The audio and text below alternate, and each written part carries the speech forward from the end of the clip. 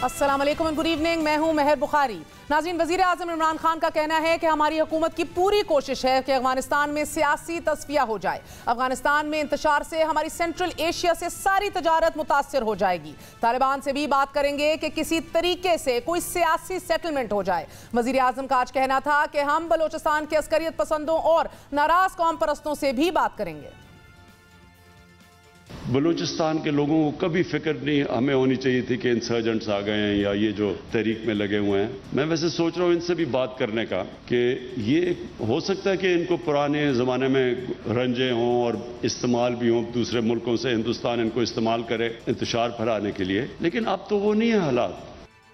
गो के 8 घंटे की तवील नशिस्त में अस्करी क़यादत सिक्योरिटी मामलात पर सियासी क़यादत को ब्रीफिंग दे चुकी है और ये नुक्ता कहीं ज़ेरे गुफ्तगू नहीं आया कि वज़ीर आज़म का ये बयान खित्ते की बदलती सूरत हाल में सिक्योरिटी पॉलिसी का हिस्सा है, हम भी नहीं जानते। नाज़रीन, सूरत हाल की संगीनी ये है कि अफगानिस्तान से अमरीकी और नेटो अफवाज मुकम्मल इनखला से पहले तालिबान एक के बाद एक जिले का कंट्रोल हासिल करने जा रहे हैं। ये सिर्फ चंद जिलों की बात नहीं, तालिबान का खौफ शहरों तक आ चुका है। सिक्योरिटी फोर्सेस का मोरल गिर चुका है और वो बगैर किसी मुज़ामत के सरेंडर करते चले जा रहे हैं। अफगानिस्तान में मुख्तलिफ ग्रोह अपनी अपनी पोजीशन मुस्तहकम करने की कोशिश कर रहे हैं। तालिबान तर्जुमान का कहना है कि फौजी कॉन्ट्रैक्टर्स समेत तमाम गैर मुल्की फौजियों को मुकर्रर तारीख तक अफगानिस्तान से जाना होगा, वगरना रद्द अमल देंगे। इस वक्त अफगानिस्तान का 50% इलाका हुकूमत के कंट्रोल में है, 30% तालिबान के कंट्रोल में है और बकिया 20% पर गुमसान का रन है। और न्यूयॉर्क टाइम्स के अंदर शाया होने वाली खबर के मुताबिक कॉन्ट्रैक्टर्स को अफगानिस्तान के अंदर रुकाने की कोशिश की जाएगी। ये कहा जा रहा है कि 1800 पेंटागन कॉन्ट्रैक्टर्स जो एसेंशियल मेंटेनेंस के लिए और रीसप्लाई मिशंस के लिए अफगानिस्तान की मिलिट्री को सपोर्ट करते आ रहे हैं, उनके अब कॉन्ट्रैक्ट्स को मजीद बढ़ाया जाएगा, पर्टिकुलरली द अफगान एयरफोर्स। इसके अंदर यह भी लिखा गया है कि top American commander as of right now Afghanistan के अंदर जनरल ऑस्टिन मिलर जो है, उनको चंद दिन बाद अफगानिस्तान से चले जाना था, लेकिन उनको भी मजीद चंद हफ्ते और अफगानिस्तान में रखा जाएगा। एक बेचैनी पूरी दुनिया में फैली हुई है। इसी हवाले से बात करेंगे। हमारे साथ मौजूद हैं जनरल रिटायर्ड अमजद शुएब साहब as a security analyst. Amjad साहब, बहुत बहुत शुक्रिया साथ देने का। जनरल साहब, पहले तो बताइएगा कि वज़ीर आज़म इमरान खान साहब ने इतने कैजुअली, इतने नॉनशलांट तरीके से आज बलोचिस्तान में खड़े होकर कहा कि हम सोच रहे हैं कि इन अलैदगी पसंद नाराज लोगों से भी बात कर ली जाए। आपको ताज्जुब हुआ? जी, मुझे बहुत हैरानी हुई क्योंकि ये एक तो सेंसिटिव इशू है, इस पे इस तरह खुल के नहीं, क्योंकि इसके कई पहलू, कई मुज़मरात हैं जिनके ऊपर बात होनी चाहिए थी पहले और फिर कोई फैसला होना चाहिए था। असल चीज ये है कि ये बातचीत करने का किस्सा तो कई दफा हुआ। पिछले दौर में जब ये PMLN की गवर्नमेंट थी उस वक्त भी ये एक बातचीत का सिलसिला चलाया गया। ये फाइटर्स जो लड़ते बढ़ते हैं, जिनको के गैर मुल्की एजेंसी इस्तेमाल कर रही हैं, वो इशारे पे नाचते हैं चंद एक सरदार हो गए। आपको याद होगा कि हरब्यार मरी बाहर है, वो ये यहाँ पे जावेद मैंगल बाहर है और उसके अलावा वो जो वो उसका बुख्ती का जो है नवाज साहब, वो बाहर है। अब ये जितने भी लोग बाहर हैं ये कंट्रोल करते हैं लोगों को और ये भारत से पैसे लेते हैं। जब तक उन लोगों का कोई मसला हल नहीं होता या उनके साथ कोई ऐसी चीज नहीं, तो वो कहाँ आएंगे आपसे बात करेंगे। सन 47 से लेके जितनी भी यहाँ पे हुई इंसर्जेंसीज वो बाहर से हुई और यही सरदार लोग करते रहे। हर दफा मुज़ाकरात हुए, हर दफा बातचीत तय हुई, फिर आ गए, फिर शुरू हो गया काम दोबारा कुछ अरसे बाद। इस चीज की क्या गारंटी है कि आप अब बात करेंगे तो उसके बाद दोबारा वो किसी के हत्थे नहीं चढ़ेंगे, किसी दुश्मन के साथ मिलकर फिर ये काम नहीं करेंगे। यहाँ पे जो मुसीबत है वो ये है कि ये जो हमारा बलोचिस्तान का इलाका है, इसमें ए एरिया जो है वो सारा 8-9% है, बाकी सारा बी एरिया जिसके ऊपर सरदारों का राज है। वहां पे कोई आपकी ना FC है, ना आपकी आर्मी है, ना आपके थाने हैं, ना पुलिस है। वहां है सारी लेवीज जो कि इन्हीं लोगों की भर्ती की हुई तनख्वाहें पाकिस्तान देता है, भर्ती ये लोग करते हैं जो सरदार हैं, तो वो उनका हुक्म मानते हैं। प्राइवेट जेलें उन्होंने बनाई। सर, आपको लग रहा है कि क्या इमरान खान साहब ने ये बात चीफ ऑफ आर्मी स्टाफ से डिस्कस की होगी या आपको नहीं लगता कि मेरा नहीं ख्याल कि असल मसला यही है कि हमारे वजीर आजम अक्सर औकात होमवर्क किए बगैर कोई बात कर देते हैं, फिर बाद में वो उसको पीछे हटना पड़ता है। बेहतर ये हो कि इन चीजों का जायजा लें। एक चीज जो और मैं यहाँ बताना चाहता हूँ वो ये है कि इस दफा जो इन्होंने वहां पे लोकल्स कोयटा के अंदर, कोयटा के आसपास बाज प्रोमिनेंट लोगों के रिश्तेदार मारे हैं। मुझे पता है बाज के पेरेंट्स मार दिए इन्होंने। जब उनसे लास्ट टाइम जब नवाज शरीफ साहब की गवर्नमेंट थी, उस वक्त मुज़ाकरात हासिल प्रेसिडेंट जो कर रहे थे, डॉक्टर मालिक कर रहे थे, तो जब उनके रिश्तेदारों से बात हुई तो उन्होंने कहा जी कि ये क्या बात हुई, आप कातिलों को यूं छोड़ देंगे, आप कातिलों से खुद जाकर मुज़ाकरात करके माफी मांग रहे हैं, तो आपको लग फिर रहा है हमारे कि ये बच्चों को बड़ा मारेंगे। नी जर्क रिएक्शन उन्होंने बयान दे दिए? सर, अभी तो बलूचिस्तान में कम से कम 2 दर्जन से ज्यादा गैर मुल्की एजेंसियां काम कर रही हैं, पूरा खित्ता अभी गैर मुस्तहकम हुआ हुआ है, अफगानिस्तान की अनसर्टेनिटी है। ऐसी सूरत हाल में एक ये बात कर देना आपको गैर जिम्मेदाराना लगी, इस पे होमवर्क नहीं हुआ हुआ? मुझे यही लगता है कि होमवर्क किए बगैर, इसके सारे पहलू चेक किए बगैर ये मुंह से निकाल दी बात। ये बिल्कुल उसी तरह जिस तरह ये किसी जमाने में टीटीपी से बात करने के लिए कहा करते थे। टीटीपी ने क्या बात सुन ली, उनके साथ भी जितनी बातचीत होती रही जब वो इधर वजीरिस्तान में थे, तो वो हर दफा मुआहदे से फिर जाते थे, फिर दोबारा जंग शुरू हो जाती, फिर वो दुश्मन के हथे चढ़ गए। तो बहुत ये बहुत शुक्रिया। हमारे साथ जनरल रिटायर्ड अमजद शुएसा मौजूद थे, कह रहे थे कि ये होमवर्क किए बगैर इमरान खान साहब ने ऐलान किया है कि नाराज अनासिर से बात करने का भी सोच रहा हूं, इस तरह पॉलिसी बयान नहीं दिया जाता। बात करते हैं सेनेटर शेरी रहमान साहिबा से, साबिक डिप्लोमेट हैं, served as Pakistan ambassador to the United States of America. Senator साहिबा, बहुत बहुत शुक्रिया साथ देने का। बताइएगा, पहले तो वजीर आजम इमरान खान ने एक बार फिर बलूचिस्तान में पहाड़ों में मौजूद लोगों से मुज़ाकरात करने की बात की है, नाराज अनासिर से इवन अलहदगी पसंद से। क्या हमने माजी में ये देखा है, अब्दुल मालिक हों या सनाउल्लाह ज़हरी हों, दोनों नाराज बलोचों को कौमी धारे में नहीं ला सके, कोशिश की मगर नाकाम रही। क्या इमरान खान साहब कामयाब हो जाएंगे? अब तो फौज और हुकूमत एक पेज पर दिखाई दे रहे हैं।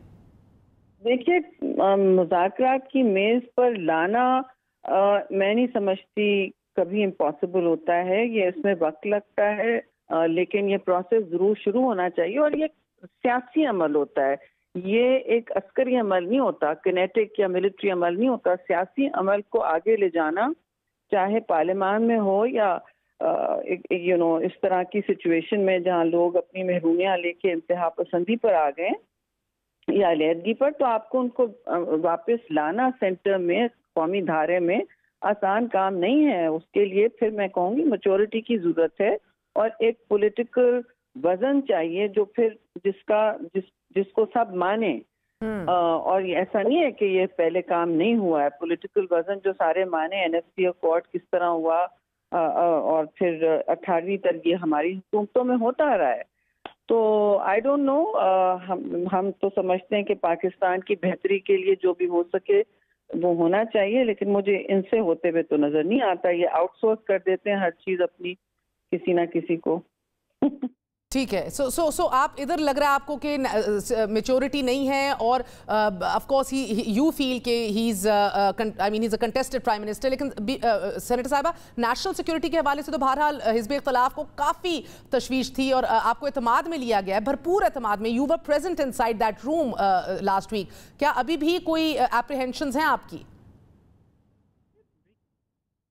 मुतमईन है आप?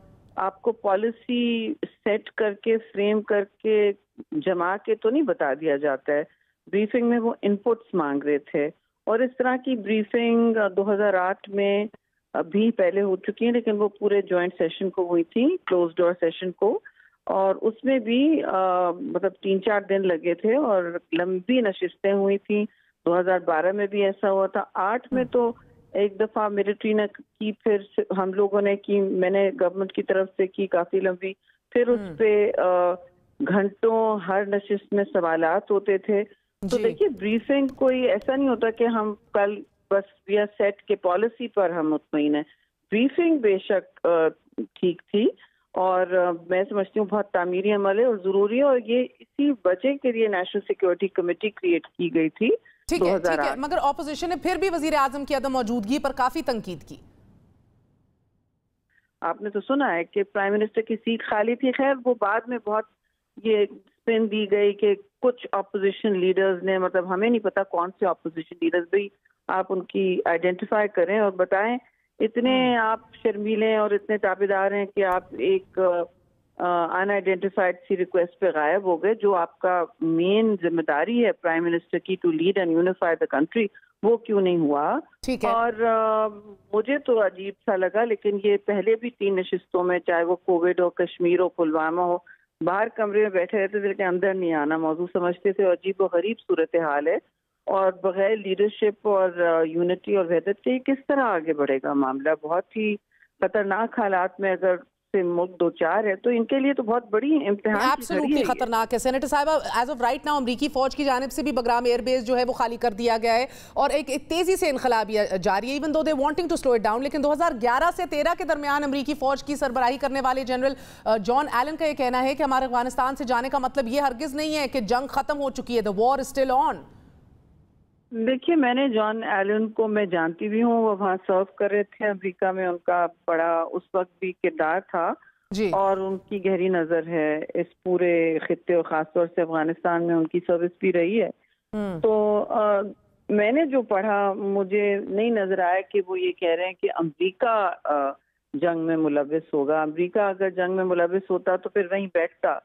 और एक तो और अगर उनके कुछ ओवर द होराइजन कैपेबिलिटीज की बात हो रही है तो वो तो किसी को मैं नहीं समझती किसी को इस पर मुबहिम अभाम होना चाहिए, क्योंकि वो तो करेंगे काउंटर टेररिज्म कैपेबिलिटी, तो वो कहीं ठीक है। मगर सेनेटर साहब, अब एक बार फिर न्यूयॉर्क टाइम्स समेत ड्रोन स्ट्राइक्स का जिक्र होना शुरू हो गया कि एयर स्पेस, मौलाना फजल रहमान साहब ये कह रहे हैं कि अमेरिका ने अड्डे तो सिरे से मांगे ही नहीं थे, बात ही एयर स्पेस की थी और वो ये हुकूमत दे चुकी है। क्या ये कोई डिस्कशन हुई है इन कैमरा ब्रीफिंग में? ये बात नहीं हुई क्योंकि ये बातें वहां तक पहुंची नहीं थी। तो अभी ये सारी बातें डिस्कस आगे होनी हैं, लेकिन खदशात तो हैं कि ओवर द होराइजन का मतलब क्या है, वो आगे जाके अपनी दिफा करेंगे, अमरीकी इंटरेस्ट कुछ ना कुछ तो रहेंगे। बहुत बहुत शुक्रिया। हमारे साथ सेनेटर शेरी रहमान साहिबा मौजूद थी। एक वक्फा लेते हैं, वक्फे के बाद हाजिर होंगे। Stay with us.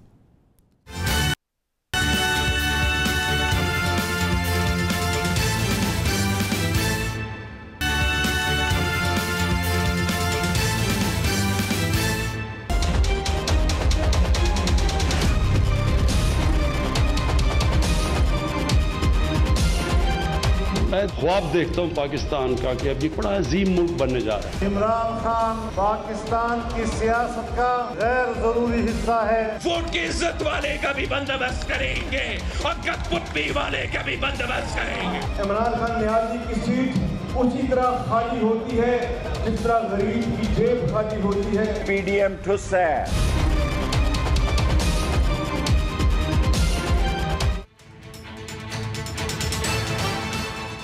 वजीर आजम इमरान खान ने आज ग्वादर में free zone expo centre, agricultural industrial park और 3 फैक्ट्रियों का इफ्तिताह कर दिया। वजीर आजम ने ग्वादर में पानी और बिजली के मसाइल के हल के लिए सोलराइजेशन के मुआहिदों पर भी दस्तखत कर दिए। वजीर आजम ने गैर मुल्की सफीरों, सरमायाकारों और चीनी वर्कर्स से खिताब भी किया। ग्वादर की अहमियत पर जोर देते हुए वजीर आजम ने कहा कि चाइना की मदद से ग्वादर में इंडस्ट्री लगाएंगे, सरमायाकारों को दावत देंगे, इनिशिएटिव्स देंगे, उनको सहूलतें फराम करेंगे ताकि हमारी एक्सपोर्ट बढ़ सकें। वजीर आजम ने टेक्निकल कॉलेज और 500 बेड्स के अस्पताल के कयाम पर भी खुशी का इजहार किया और ग्वादर में जारी तामीराती मंसूबों पर वजीर आजम ऑफिस की तरफ से भरपूर तावन की यकीन दहानी भी कराई। वजीर आजम का कहना था कि बलूचिस्तान के लिए पहली बार किसी हुकूमत ने 730 अरब का तरक्याती पैकेज अनाउंस किया है। वजीर आजम ने इस मौके पर बलूचिस्तान की महरूमियों का जिम्मेदार साबका हुक्मरानों को करार दिया।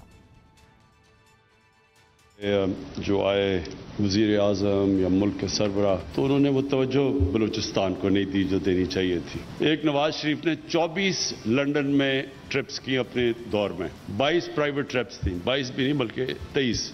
एक दफ़ा ऑफिशियल ट्रिप, 23 वो प्राइवेट ट्रिप्स करने गया लंदन। तो बलूचिस्तान तो मेरे ख्याल में वो 2 दफ़ा भी नहीं आया। और मैं आपको यकीन दिलाता हूँ कि वो 10 गुना ज्यादा दफा बलूचिस्तान से हैरट्स में शॉपिंग कर रहा था। और दूसरा आसिफ जरदारी, उसने 51 दुबई की ट्रिप्स की, मेरे ख्याल में एक दफा भी यहाँ नहीं आया होगा। तो कहने का मतलब यह है कि इनके लिए, जिसकी वजह से आज पाकिस्तान उधर नहीं पहुंचा जिधर पहुंचना चाहिए था, क्योंकि वो उनके मकासद और थे।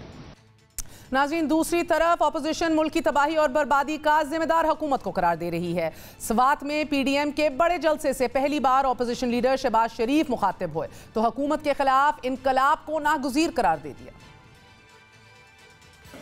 ये है वो नया पाकिस्तान, इससे तो वो पुराना पाकिस्तान बेहतर था। वो जो कहता है ना कि सब्र करो, घबराओ नहीं, घबराओ नहीं, मैं अब कहता हूं कि घबराओ और इसको भगाओ, घबराओ इसको भगाओ, इसके बगैर गुजारा नहीं है। चंद दिन पहले तक यही इत्तलात आ रही थी कि पार्लिमानी सियासत शहबाज शरीफ के सर तो पीडीएम की सियासत मरियम नवाज के हाथ में रहेगी, मगर अब पीडीएम की कमान भी शहबाज शरीफ के सुपुर्द कर देना नून लीग के बदलते बयानिए का इजहार दिखाई दे रहा है। बजट इजलास में अपोजिशन लीडर समेत 12 MNAs की गैर हाजिरी ने बजट मंजूरी हुकूमत का हाथ बटाकर मुफाहमत का इशारा दिया, जो कि अभी भी बरकरार रख रहा है। आपको हमने चंद दिन कबल भी ये खबर दी थी कि शहबाज शरीफ बारहा अपने बड़े भाई से ये कहना चाह रहे हैं कि या तो मुकम्मल तौर पे ऑटोनॉमी और इंडिपेंडेंट सियासत में दी जाए, वगरना वो घर बैठना पसंद करेंगे। अब कश्मीर में इलेक्शन मुहिम का सेहरा भी शहबाज शरीफ के सर बांधा जा चुका है। मुस्लिम लीग नून की करवट लेती है सियासत सिर्फ सेम पेज पर आने के लिए है कि जैसे फिरदौस आशिक अमान साहिबा का मानना है। आज क्या कह रही थी, मुलाहिजा कीजिए। जिस एस्टैब्लिशमेंट को ताने दे रहे हैं उस एस्टैब्लिशमेंट का ये आज भी अंदर पाँव पकड़ रहे हैं और बाहर जलसों में और मीडिया की स्क्रीन पे गिरेबान पकड़ते नजर आते हैं।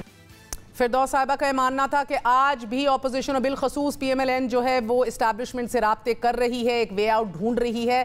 अब ये स्यारा कुछ और या फिर पार्टी के अंदर से बगावत की उठती आवाज़ें हैं। आज शाहिद खाकान अब्बासी साहब ने 2 टोक चैलेंज किया शहबाज शरीफ साहब के मौक़िफ़ को, जहां उन्होंने फरमाया था कि अपने भाई के पाँव भी पढ़ने पड़े तो मुफाहमत के लिए पढ़ूंगा, कि सब एक पेज पे आए, एक ग्रैंड डायलॉग हो। वो ग्रैंड डायलॉग जो पहले मरियम साहिबा और फिर शाहिद खाकान अब्बासी रद्द कर चुके हैं। इसी हवाले से बात करेंगे। हमारे साथ शिबली फराज साहब मौजूद हैं, federal minister for science and technology, हमारा साथ दे रहे हैं। मियां जावेद लतीफ़ साहब, मेंबर नेशनल असेंबली, आपका बहुत बहुत शुक्रिया जावेद लतीफ़ साहब। आपका भी sir, thank you very much Indeed for joining us. भी बता दीजिए, बलूचिस्तान में बेहतरीन किस्म का आप लोगों का एक प्लान चल रहा है, उधर से मुखातिब हो रहे हैं वज़ीर आज़म, बात कर रहे हैं। अब नेशनल असेंबली में भी दावत दे चुके हैं अपोजिशन को। ये आज क्या बातें फिर की, हैरिड्स में शॉपिंग कर रहे हैं नवाज शरीफ, 23 प्राइवेट ट्रिप्स किए हैं, जरदारी साहब दुबई कितनी दफ़ा गए हैं, you just can't help it. नहीं, देखें बात ये है कि ये तो हकीकत है जो प्राइम मिनिस्टर साहब ने बातें की हैं कि अब देखें प्राइम मिनिस्टर साहब अपने जब भी 3 साल या से कम हुआ है इक़्तिदार में आए, उन्होंने बलूचिस्तान के कितने दौरे किए हैं। बलूचिस्तान को वो मेन स्ट्रीम में ले आए हैं। गवादर को बेसिकली क्या है उनका मकसद कि जो बलूचिस्तान कि इनकी हुकूमतों में इलाके पीछे रह गए थे, चाहे वो फाटा हो, चाहे वो बलूचिस्तान हो, हैरिड्स में शॉपिंग कर रहे थे। तो ये तो हैरिड्स में शॉपिंग कर रहे थे, पोलो मैचेस देखते हैं इनकी। जो अब देखिए ना, नवाज शरीफ को ये कभी बना देते हैं इनकलाबी, कभी बना देते हैं अमीर उल-मोमिनीन। अभी रिसेंटली उन्होंने इमाम का भी कहा है कि एक इमाम हैं वो उसके।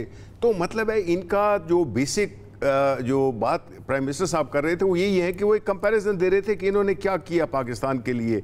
ये जो कह रहे थे कि पुराना पाकिस्तान बेहतर था, वो बिल्कुल इनके लिए बेहतर था, क्योंकि इन्होंने जो अयाशी जो बादशाहत की। बड़ी बात की आज आपकी सफ़ों से है, क्या ये एस्टैब्लिशमेंट से आज भी राब्ते में है, कोशिश कर रहे हैं कि कहीं ना कहीं? देखें, ये सियासी बेरोजगार हैं जो अपनी सीवीज लेके मुख्तलिफ जगहों पे फिर रहे हैं। कोई अमेरिका जा रहा है, कोई लंदन जा रहा है, कोई किधर जा रहा है। तो ये बुनियादी तौर पर इनका तो, क्योंकि अवाम में तो ये बिल्कुल खो चुके हैं। और पीडीएम का जो आपने हालत देखी, अब्बासी साहब कहते हैं कि अब एस्टैब्लिशमेंट के पास और कोई ऑप्शन ही नहीं है सिवाय इमरान खान के, क्योंकि बाकी कोई सौदा करके ये माल खरीदना नहीं चाह रहा और ना वो इक़्तिदार में आना चाहती है नून लीग सौदा करके। ये देखें, ये अंगूर खट्टे वाली मिसाल है। बात ये है कि इन्होंने पूरी कोशिशें ये कर रहे हैं।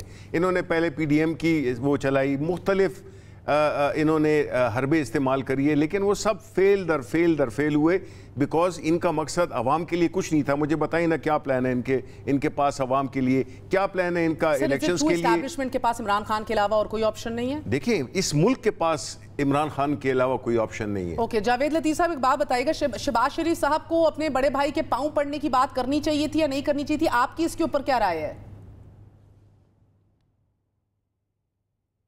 पहले तो मैं ये गुजारिश कर दूं कि जो मेरे भाई शिबली फराज साहब बात कर रहे हैं ना कि इस्टेब्लिशमेंट के अलावा मुल्क के पास, तो मैं सिर्फ इतना अर्ज़ करूँगा कि जो लाए हैं उनके पास वाक़यातन चॉइस महदूद हैं, बल्कि नामुमकिन होता नज़र आ रहा है कि उन्होंने तमाम रास्ते बंद कर लिए हैं। कोई और इस तनख्वाह पर या ये ड्यूटी देने के लिए तैयार नहीं है। वजह यह है कि पाकिस्तान की तबाही हो गई है 70 सालों में ये ड्यूटियां देते हुए जो इमरान खान ड्यूटी दे रहे हैं। कौन सी ड्यूटी मैं ये कहूँगा कि वाक़यातन आज एक हकीकी जो इमरान खान पिछले 3 साल से दे रहे हैं। ये कौन सी ड्यूटी है सर? ये वो ड्यूटी है जो पाकिस्तान की तबाही और बर्बादी का बायस बन रही है। ये वो ड्यूटी है जो ये कह रहे हैं कि नए पाकिस्तान में जो है वो पुराने पाकिस्तान से बेहतर है। मैं अपने भाई शिबली फराज साहब से गुजारिश करूंगा, लोगों से जाके पूछें कि उस वक्त आटे की कीमत क्या थी, दाल की कीमत क्या थी, गैस बिजली के रेट्स क्या थे, उस वक्त लोगों को रोज़गार मिल रहा था या आज मिल रहा है। ये लोगों से पूछें कि वो पाकिस्तान बेहतर था या ये वाला जो पाकिस्तान बनाने जा रहे हैं, बर्बादी वाला पाकिस्तान, ये लोगों को पसंद है। ये लोगों से पूछें। ये मैं इसमें आप लोग बीच में इनकलाब और एस्टैब्लिशमेंट को पास सब कुछ सीख लेते हैं। मैं तो ये समझने से कासिर हूं, क्योंकि इधर से कहा जा रहा है आप लोग एस्टैब्लिशमेंट के पांव पड़ते हैं, प्राइवेटली बैठ के पब्लिकली गिरेबान खींचते हैं, आके टार्जन बन जाते हैं, प्राइवेटली डील्स चाह रहे हैं, हम नैरेटिव भी कम धीमा होते देख रहे हैं, व्हिच इज ऑफ कोर्स महर मेरी गुजारिश सुने। मैं तो अभी ताज़ा जेल से आया हूँ।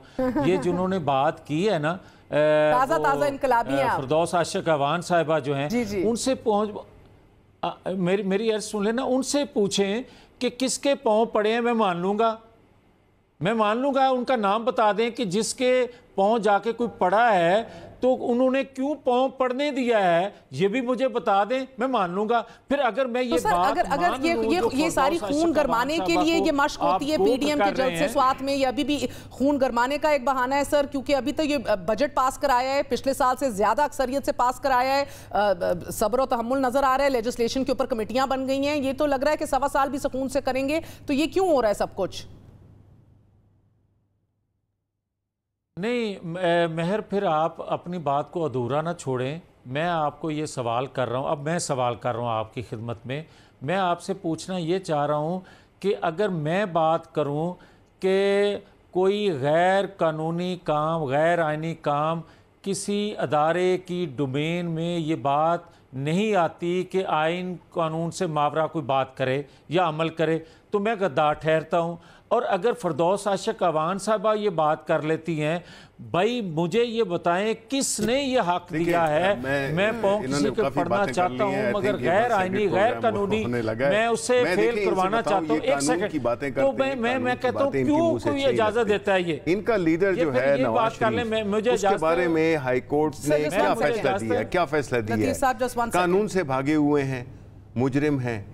ये किस कानून की बात करते हैं? ये उस कानून की आपने भेजा है, आपने हाई कमीशन से अभी तक उनकी रिपोर्ट नहीं, हमने तो देखिए इजाजत है ये काम करने की। नहीं देखिए, आप ये बताएं कि प्राइम मिनिस्टर तीन नहीं कोई हाइब्रिड डेमोक्रेसी की बात नहीं है। आपने ये देखना है कि किस तरह से सिस्टम को डिफ्रॉड करके, जिसके के बानी भी यही हैं, इन्होंने जो है तो उससे अपना बाहर चले गए। अब मुझे ये बताएं, उनको कानून बुला रहा है कि नहीं? भूल जाए हमारी हुकूमत को, हमारी हुकूमत को भूल जाए। आपको उनको हुकूमत अदालत नहीं जो है तो वो इश्तिहारी करार दिया। आपसे सवाल कर रहे हैं। नहीं मुझसे सवाल नहीं करें, बिकॉज इन्होंने ये बोल चुके हैं जितना भी इन्होंने बोलना था। I mean I also have to speak, right? ये जो है तो ये कोई आपका प्रोग्राम नहीं है कि आप बोलते रहेंगे। मैं ये कह रहा हूं कि देखिए इनकी लीडरशिप जो कि शहबाज शरीफ, एक सेकंड जावेद लतीफ, आप मतलब है दूसरे को भी ख्याल रखें। बात ये है कि आप मुझे ये बताएं, आपका जवाब ले रही हूं, उनका जवाब खत्म हो जाए। देखिए मुझे तो भूलना है ना, मतलब है कि मैं ये कह रहा हूं कि इनकी ये लीडरशिप जो कि स्वात में इनकलाबी बन जाती है, जब ये अपोजिशन में होते हैं तो इनको फैज साहब याद आ जाते हैं, ये हबीब जालिब को पढ़ते हैं, ये फराज साहब को पढ़ते हैं, कोट करते हैं। लेजिस्लेशन मिलके करनी है कि नहीं करनी? नहीं देखिए, लेजिस्लेशन एट व्हाट कॉस्ट? देखिए ना, अगर तो इन्होंने हमें इस अलहदगी पसंदों से बात कर लेंगे, तालिबान को मना लेंगे, नहीं करेंगे तो अपोजिशन को एंगेज नहीं करेंगे। देखिए हमने अपोजिशन को ऑफर नहीं किए कि आए हमारे साथ इलेक्टोरल रिफॉर्म्स पे। आके हैरिट्स में ताने दे दिए, दुबई जाने के ताने दे दिए। ये फैक्ट है, ये फैक्ट है। अगर हम सच को सच नहीं कहेंगे, हम लोग नहीं बताएंगे कि ये वो लोग जिन्होंने कि पाकिस्तान की जो वसाइल थे उनको अपनी जात पर इस्तेमाल किया। आज वो बैठे हुए हैं, पोलो मैचेस देख रहे हैं, आज वो हैरिट में शॉपिंग कर रहे हैं, वेयर जो है तो मुल्क के गरीबों की बात ये यहाँ पे बैठ के कर रहे हैं। ये अपने लीडर को बुलाएं ना, मंगवाएं उनसे इनकी जगहें, बताएंगे कब आएंगे। मैं एक बात, सिर्फ मेरे भाई हैं, जज्बाती हो जाते हैं, मैं इनकी खिदमत में नहीं, जज्बाती नहीं, ये हकीकतें हैं कि मैं महर आपसे सवाल कर, चलें हकीकतें हैं, हम बुरे लोग हैं, मगर मेरी बात सुन लें। मैं ये कहता हूँ कि जो इमरान खान साहब ने असेंबली फोरम पर खड़े होकर जो बात की कि पाकिस्तानियों को पैसों के इवज़ अमेरिका के सामने बेचा गया, उन्होंने फरमाया कि 70,000 लोग बेगुनाह हमारे जो हैं वो शहीद हुए। ये फैसले किसके थे? वो अदारों के मुतल्लक अगर बात करें तो उनको कोई पूछने वाला नहीं है।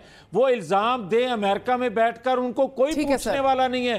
अगर जवेद लतीफ़ हकायक पर पार्टी की हुकूमत में नहीं हुआ, आपकी हुकूमत में लोगों नहीं को हुआ, कहे के डालें तो वो सर मेरा वक्त खत्म हो गया। जावेद साहब एक बात बता दें, क्या शहबाज शरीफ साहब ने कौमी इत्तेफाक की राय के लिए अपने बड़े भाई के पाँव पड़ने की जो बात की, सही की या नहीं की, मुझे ये बता दें sir. I want to know आपकी राय क्या है इस पे। मैं ये कहता हूं कि कौमी मफाद में आइन कानून में रहते हुए जो कोई बात करेगा, जिस लहजे में बात करेगा, जिस कंप्रोमाइज तरीके से, जिस पांव पकड़ के किसी के बात करेगा, वो तो दुरुस्त है। मगर ये बात दुरुस्त नहीं है कि आइन कानून से मावरा कोई मिन्नत करे तो हम मान लेंगे। सर वो शहबाज शरीफ आइन कानून से मावरा होके कुछ एक्सेप्ट कराना चाह रहे थे नवाज शरीफ को, वो तो ग्रैंड डायलॉग का जिक्र कर रहे थे। यही तो नहीं, मेरी बात सुन ले ना। फिर अगर आप किसी से डायलॉग चाहते हैं तो किस कानून के तहत, किस रूल्स के तहत आप चाहते हैं? रूल्स के मुताबिक हर एक से बात की जा सकती है। इनसे पूछें ये इनकी जाती राय है, इनकी पार्टी की किस ग्रुप की नुमाइंदगी ये कर रहे हैं, क्योंकि इधर तो हमें कंफ्यूजन है कि हम नवाज शरीफ कुछ कहते हैं, शहबाज शरीफ कुछ कहते हैं, शाहिद खाकान कुछ कहते हैं, जावेद लतीफ कुछ कहते हैं, तो हमें पता नहीं है कि PMLN ये अहमद फराज साहब की लाइन वो क्या है। मरियम नवाज जो है वो कुछ और बात करती हैं, तो कौन है इनका, कौन से व्यू को हम लें? शिबली फराज साहब, अहमद फराज साहब के व्यूज को लें जी। इनकलाब वो कह रहे हैं अहमद फराज के, वो आपको याद आ जाता है जब ऑपोजिशन में होते हैं। बहुत बहुत शुक्रिया और जब इक़्तिदार में होते हैं तो फिर आप फिरौन बन जाते हैं। बहुत बहुत शुक्रिया जावेद लतीफ़ साहब, शिबली फराज साहब, thank you very much Indeed. ये बहरहाल ये बात सच है कि कंफ्यूजन है, अभी तक समझ नहीं आ रही कि इसका मौक़िफ़ क्या है। लेकिन नाज़रीन एक चीज़ में हमें क्लैरिटी ज़रूर नज़र आ रही है, वो नैब की पेशरफ्त के हवाले से अपोजिशन के खिलाफ नैब ने साबिक़ सदर आसिफ अली ज़रदारी को एक और नोटिस भेज दिया है। नैब रावलपिंडी ने इस नोटिस में आसिफ अली ज़रदारी से न्यूयॉर्क में उनके जो मैनहट्टन के अंदर वाक़ अपार्टमेंट की तफसीलात तलब कर ली हैं। नैब के नोटिस में मौक़िफ़ इख्तियार किया गया है कि न्यूयॉर्क में ख़रीदा गया अपार्टमेंट आसिफ अली ज़रदारी ने पाकिस्तान में ज़ाहिर नहीं किया, डिक्लेयर नहीं किया, और इस अपार्टमेंट की ख़रीदारी के लिए किसी कानूनी तरीके से रकम भी बाहर नहीं भिजवाई गई। बताया जाए कि ये जायदाद किन पैसों से और किस तरह खरीदी गई। आसिफ अली ज़रदारी ने इस नोटिस की रोशनी में अदालत से ज़मानत कबल अज़ गिरफ्तारी की दरख्वास्त दायर कर दी है और इस दरख्वास्त में मौक़िफ़ अपनाया है कि नैब ने चंद मालूमात तलब की हैं, मतलूबा मालूमात इकट्ठी करने के लिए मोहलत दी जाए।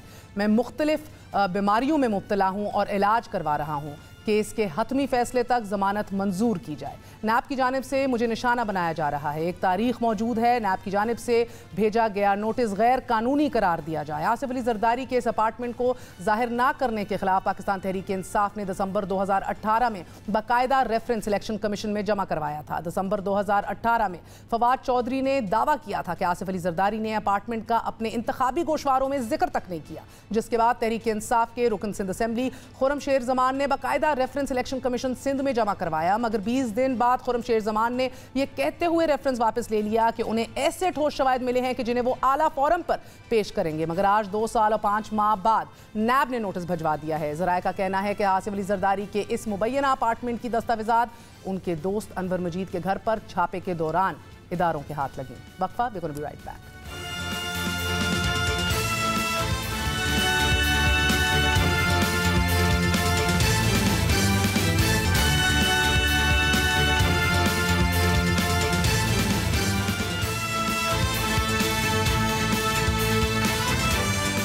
गुज़िश्ता हफ्ते हमने आपको हेस्कॉल के दिवालिया होने और मुबैना तौर पर हेस्कॉल की साबका मैनेजमेंट की जानिब से माली बदउनवानी और बेज़ाब्तगियों के हवाले से तफसीलन आगाह किया था। नाजरीन, ये 60 अरब रुपए का पाकिस्तान की तारीख का सबसे बड़ा डिफ़ॉल्ट है। 60 अरब जिसमें क्रूड मार्कअप शामिल नहीं है। ये हमारी कॉर्पोरेट डिफ़ॉल्ट्स का सबसे बड़ा केस है और बदकिस्मती से इसके ऊपर ना हुकूमत वक्त बात करने को तैयार है, ना ही इदारे। ये वो हुकूमत है जो विलफुल डिफ़ॉल्टर्स का जिक्र करती है, ये वो हुकूमत है जो कहती है कि सबको अरेस्ट करेंगे, ये वो हुकूमत है है कि जिसके नीचे FIA हिज़्ब इख्तिलाफ के खिलाफ आए रोज़ नए केसेस और इन्वेस्टिगेशंस जो हैं वो परसू करती चली जा रही है और FIA के तहत अब सहाफ़ियों को भी नोटिस देना शुरू कर गई है। लेकिन FIA से एक फोरेंसिक ऑडिट नहीं कराया जा रहा पाकिस्तान की तारीख के सबसे बड़े डिफ़ॉल्ट का। इसी तरह स्टेट बैंक ऑफ पाकिस्तान की तरफ से भी गफलत देखी जा रही है मुबैना तौर पर, जिसने बैंकों से नहीं पूछा कि एक कंपनी को अरबों रुपए का कर्ज, इतना ज़्यादा एक्सपोजर कैसे दिया जा रहा था, कौन इसको अप्रूव कर रहा था। और इसी के साथ साथ पब्लिक इन्वेस्टर्स की प्रोटेक्शन के लिए जो इदारा है SECP, जिसने कंपनीज को मॉनिटर करना होता है, उसकी गफलत भी दिखाई दे रही है। जब अरबों रुपए का नुकसान है, ये आम आदमी की जेब से जा रहा है, वो इन्वेस्टर जिसने शायद अपनी पेंशन भी लगा दी हो, आज उसको जवाब देने के लिए कोई नहीं है। नाज़रीन, आपको नेशनल बैंक ऑफ पाकिस्तान के हवाले से बताएंगे क्योंकि नेशनल बैंक ऑफ पाकिस्तान का सबसे बड़ा एक्सपोजर है इस डिफ़ॉल्ट के अंदर। कर्जा देने के हवाले से नेशनल बैंक ऑफ पाकिस्तान की जानिब से हेस्कॉल को तवील मुद्दती कर्जाजात का आगाज़ 2016 में हुआ था। हेस्कॉल की माली रिपोर्ट बराए 2016 में ये देखा जा सकता है कि नेशनल बैंक ऑफ पाकिस्तान की जानिब से 500 मिलियन रुपए का कर्जा हेस्कॉल को फराम किया गया। हेस्कॉल की जानिब से ये कर्ज महमूद कोर्ट में स्टोरेज कैपेसिटी की तामीर के लिए हासिल किया गया और इस कर्ज के हसूल का आगाज़ भी साबका चेयरमैन की ज़ाती ज़मानत के एवज़ी हुआ। हेस्कॉल की रिपोर्ट माली साल बराए 2017 में कलील मुद्दती कर्ज हासिल किया गया और कर्ज की ये रकम 1.5 अरब रुपए थी। हेस्कॉल की माली रिपोर्ट बराए 2018 में नेशनल बैंक ऑफ पाकिस्तान से हासिल करदा कलील मुद्दती कर्ज की रकम 6.3 अरब से ज़ायद हो गई।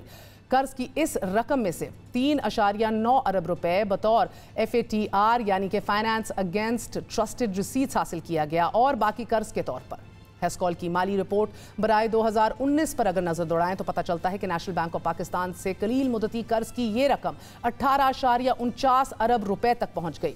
LC की मद में हासिल किया गया ये कर्जा अदा ना होने की सूरत में नेशनल बैंक ऑफ पाकिस्तान ने इसको फाइनेंशियल लाइन में तब्दील कर दिया। दिसंबर 2017 से दिसंबर 2019 यानी कि महज 3 साल के दौरान 30 अरब रुपए के कलील मुद्दती कर्जे हासिल किए गए। 2020 में कलील मुद्दती कर्ज की रकम वापस ना होने की सूरत में इन कर्जों को तवील मुद्दत में तब्दील कर दिया गया। हेस्कॉल की माली रिपोर्ट बराए 2020 के जिसकी दस्तावेजात हमारे पास मौजूद हैं, उनके मुताबिक हेस्कॉल के कुल कर्जे का 34% नेशनल बैंक ऑफ पाकिस्तान से हासिल किया गया। जिन बैंकों से हेस्कॉल ने कर्जा हासिल किया, इनमें भी नेशनल बैंक ऑफ पाकिस्तान सर फहरिस्त पाया जाता है। यहाँ आपको इन तमाम तर तफसीलात से आगाह करने का मकसद ये है कि जब अरबों रुपए का लिया गया कर्ज कंपनी से माफ करा लिया जाए या माफ किया जाए तो ये पैसा अवाम का होता है, ये पैसा आपका होता है, नुकसान भी अवाम का होता है और किसी का नहीं। अप्रैल 2018 में हेस्कॉल के एक शेयर की कीमत 200 रुपए से जायद थी। अप्रैल 2019 में ये कीमत 100 रुपए से भी कम हो गई। सवाल ये है, ये सब कुछ जब हो रहा था तो इदारे कहाँ सो रहे थे? स्टेट बैंक ऑफ पाकिस्तान तब कहाँ था? SECP और दीगर इदारे क्या कर रहे थे? नेशनल बैंक ऑफ पाकिस्तान ने इतना एक्सपोजर क्यों लिया, किसके कहने पे लिया, किस तरह इसको अप्रूव कराया? नेशनल बैंक ऑफ पाकिस्तान ने क्या इकदाम लिए और अगर कोई लिए भी तो वो कौन से थे? नेशनल बैंक ऑफ पाकिस्तान ने इसके उलट काम करते हुए हेस्कॉल को मजीद कर्ज फराहम किया। आज की बड़ी खबर, स्टेट बैंक ऑफ पाकिस्तान ने बैंकों को 2015 से हेस्कॉल को दिए गए कर्जाए जात की तमाम तर तफसीलात तलब कर ली हैं। फोरेंसिक ऑडिट की भी इतलात हमें मौसूल हो रही हैं ताकि पता चलाया जा सके कि आखिर ये सारा मामला है क्या। नाज़रीन, 60 अरब रुपए का ये डिफ़ॉल्ट है। हमने असद उमर साहब से भी पूछा, कोशिश की जा रही है कि शौकत तरीन साहब से भी राब्ता किया जाए और पूछा जाए कि आखिरकार ये वो सवाल जिनका जवाब इनकी किताबों में नहीं मिलता। 7 साल से एक ऑडिटर मौजूद हो एक कंपनी का और एन लास्ट मिनट, एन वक्त पे वो इस्तीफ़ा दे दे और वो कंपनी हट जाए। महसूस ये होता है कि दाल में ज़रूर कुछ काला है। हम बारहा आपको इस हवाले से आगाह करते रहेंगे। मज़ीद तफसीलात के लिए आज के लिए इजाज़त दीजिए। गुड नाइट, अल्लाह हाफ़िज़।